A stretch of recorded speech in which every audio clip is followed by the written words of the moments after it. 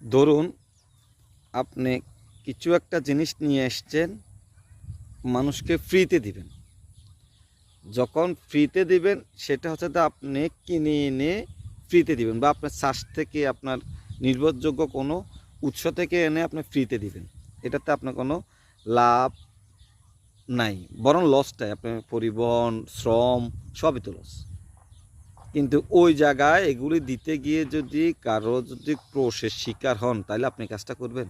আশা করি না। তেমন একটা কাজ করছে সিকেডি ইউরোলজি হসপিটাল, যেটা হচ্ছে যে আমাদের কিডনি বিশেষজ্ঞ, কিডনি স্থানান্তরকারী প্রতিষ্ঠান ডক্টর কামরুল ইসলাম স্যারের প্রতিষ্ঠান।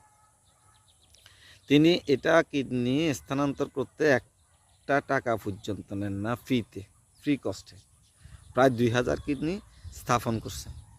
তার একটা প্রতিবেদনে উঠে এসছে সে 95 ভাগ সাফল্যের সহিত কাজ করে, এবং 2022 সালে তিনি এটার একটা 21 পদক পেয়েছেন।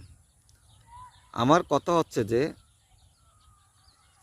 সেবা ডাক্তার, তুমি অন্য কোনো ডাক্তার চোখে দেখো না? তোমাদের চোখ নাই ভালো ডাক্তারগুলির প্রতি? তোমরা এরকম কাজ করো, যারা 2000-2500 টাকা ভিজিট নিচ্ছে, তারপরে গিয়ে আপনার শুধু পরীক্ষার পর পরীক্ষা দিচ্ছে। অন্য দাসত্ব কোথায়? তার কাছে না গিয়ে একজন সৎ এবং যোগ্য লোকের কাছে কেন আসলে ভাই?